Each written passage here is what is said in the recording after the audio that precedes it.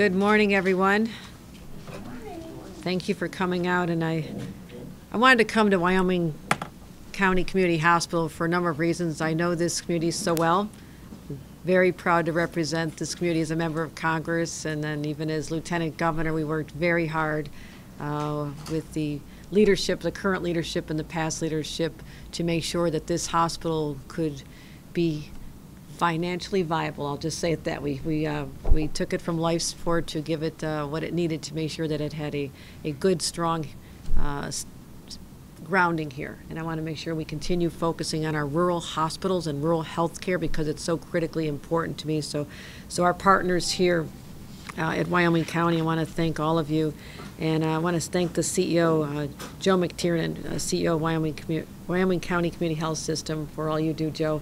I know this is not easy. It's a tough time to be in the hospital facility space. It's been a real challenge since the beginning of this pandemic. And I know people like you have had to deal with a lot of unforeseen circumstances. I'll be as diplomatic as I can say. It's been hard. It's been really hard. And I thank you for continuing to hang in there, Joe, and working with Dr. Greg Collins, the Commissioner of Public Health, our medical director here as well, critically important partners to all of us. Laura Palucci, Public Health Commissioner here in Wyoming County, and Rick Cosmerl, the President of the Wyoming County Community Health System, and these are our healthcare partners. I also want to give a shout out to real leaders here in this community, the elected leaders. And I'm going to start with Chairwoman Rebecca Ryan, Chair of the Board of Supervisors in the Town of Warsaw Supervisor. We've been friends a long time. And Chairwoman Ryan, you've demonstrated credible leadership in making sure that you keep the people of this community safe.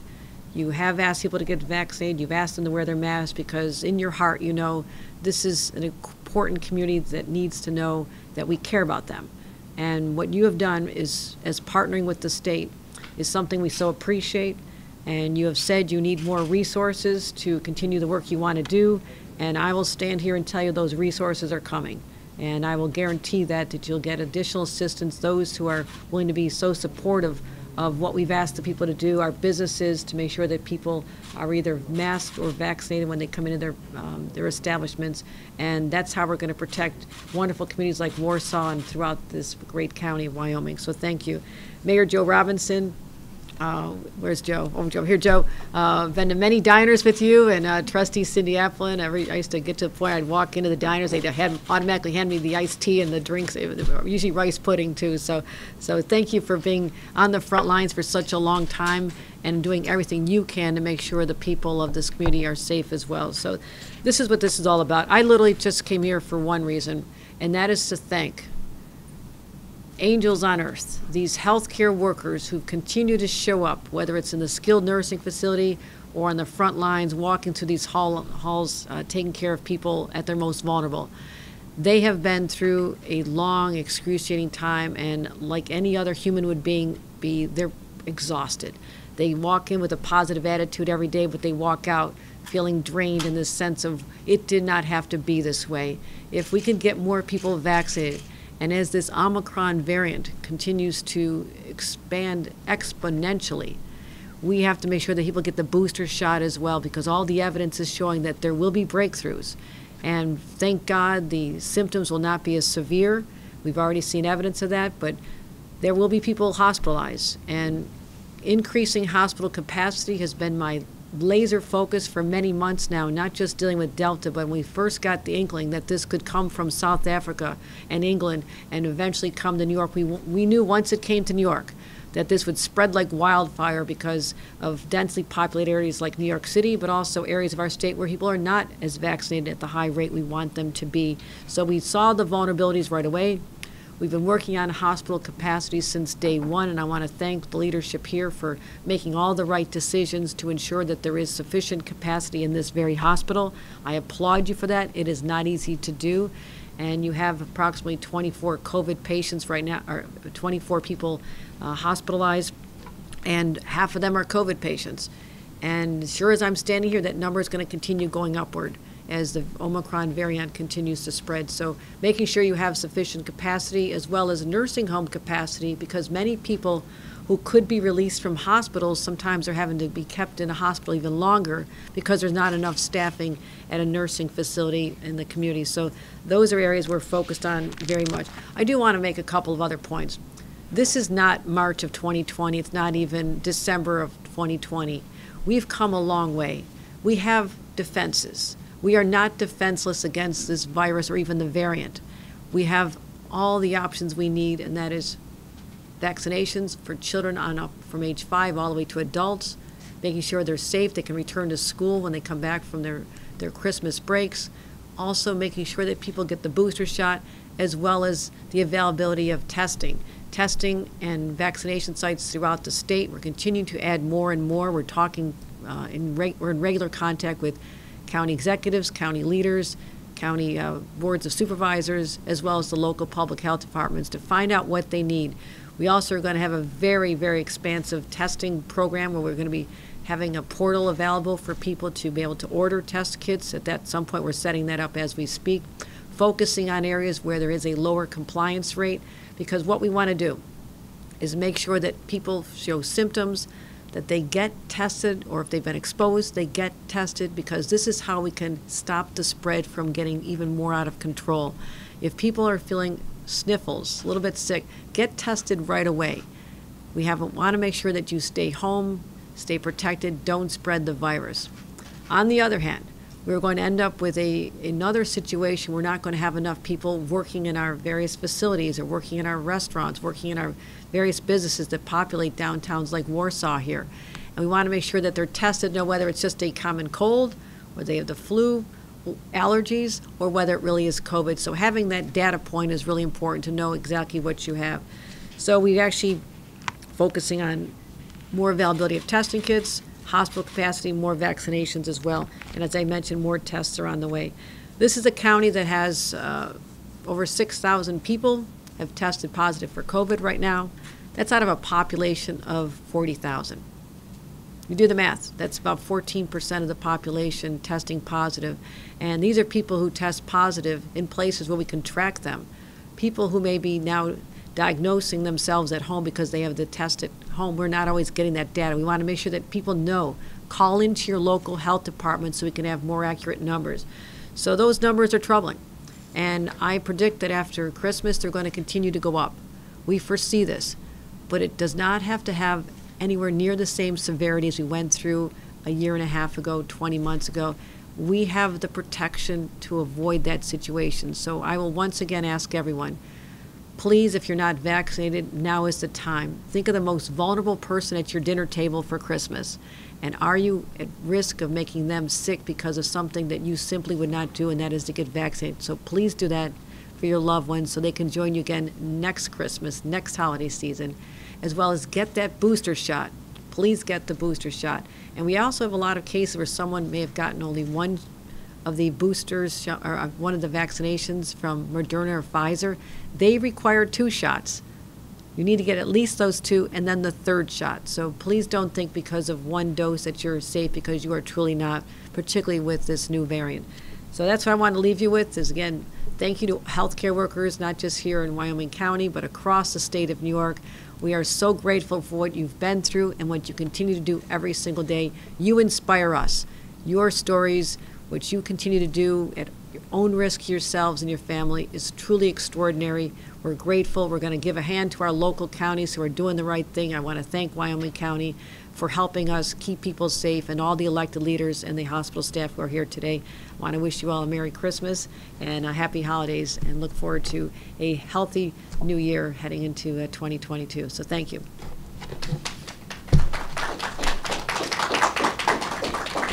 Any questions? Governor, you talked a lot about vaccinations. We talked a lot about masking here locally.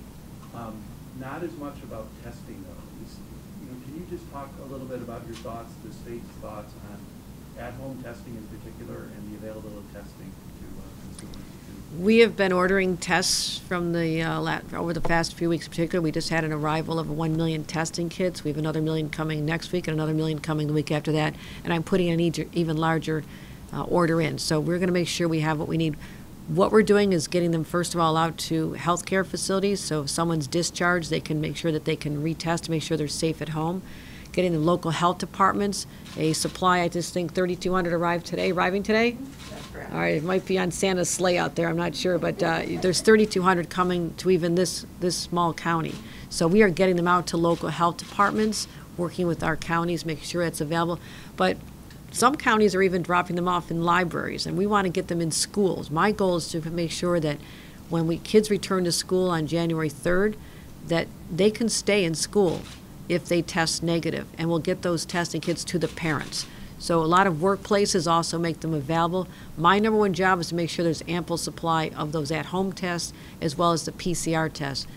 Also embedding more of our testing into our existing vaccination sites so they can have a dual purpose. We have some that are already doing that. I want to ramp that up as well. So when people are not feeling well, they don't have to be scouring their community trying to get a testing kit or find a facility that'll test them. So yes, testing is a high priority because what we anticipate, more and more people are going to be testing positive from this. We want them to, even if they're testing at home, just stay home. Do not go out. Don't go to work.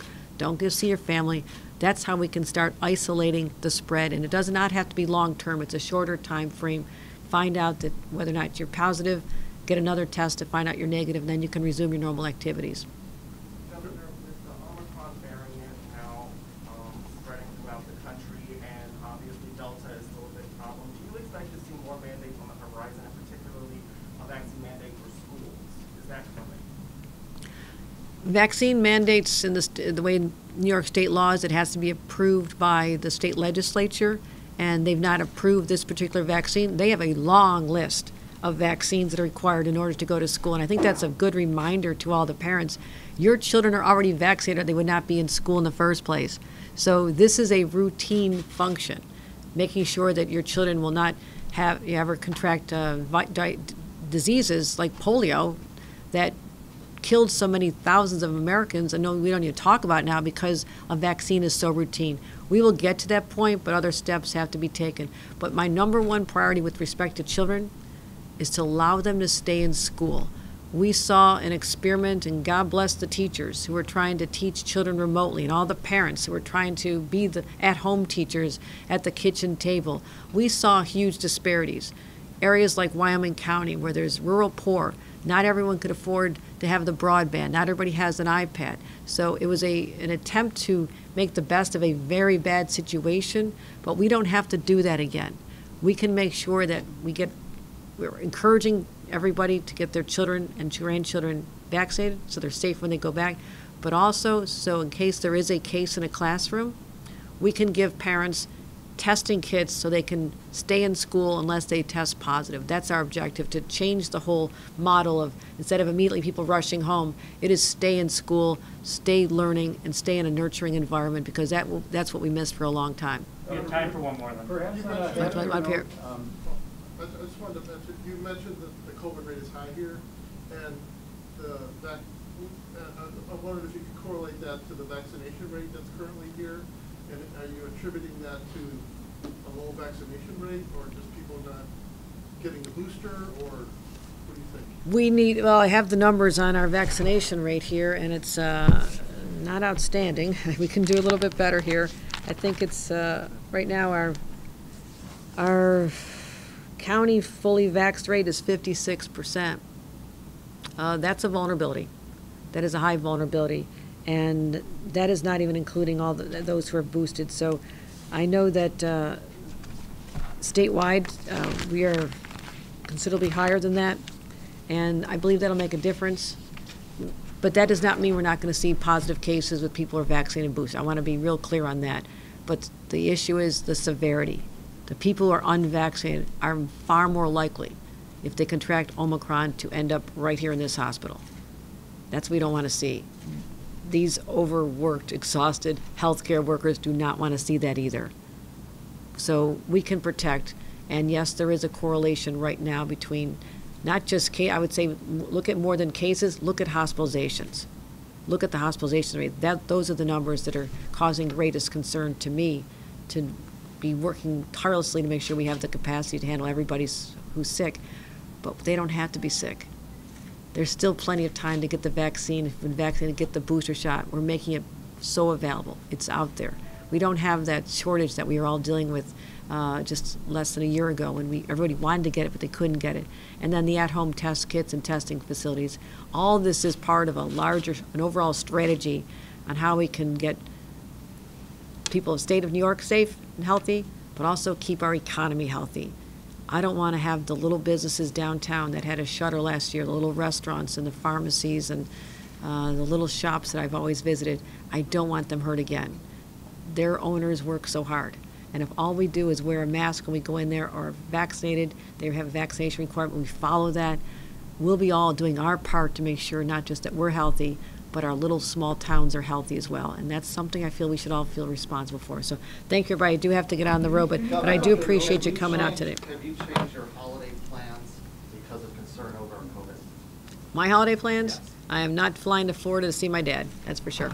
I wasn't sure if I would in the first place, and as this started, once Omicron hit, I said to their family, I'm staying in Albany, I'll be managing this throughout the weekend, so yeah, that has changed. It's not a fear of flying, it's just I need to be in Albany to manage this crisis, and so I will not be having any holiday plans, maybe a dinner with my husband. All right, thank you. Where are we at on the Bills leagues, Governor? The Bills fans want to know, the end of the year has been mentioned as a benchmark. Where are we at on the Bills leagues? We have had conversations, and I've made it clear to the Buffalo Bills organization that we wanted to accommodate both options and let them see the cost of downtown and Orchard Park, but not putting our finger on the scale. And if their desire is Orchard Park, it's Orchard Park. We've never said otherwise, and we've had many conversations. I've also offered 2 timelines to them, whatever works best for them. I can get this done by the end of this year. I can get this done. We can work out the numbers. We're having good conversations. Or I also have until the end of March because it is a budgetary item, so I also have a larger window if we need more time. So it's not a hard deadline, but my desire is, I'm a Buffalo Bills fan. Let's lock this down. Let's get it done. So we are very intently focused on keeping the Bills here. If Orchard Park's their first choice, their only choice, it's Orchard Park, and we'll make it all happen. So we're very excited about announcing a deal, hopefully in the near future, but a lot of devil in the details. Thank you, everybody.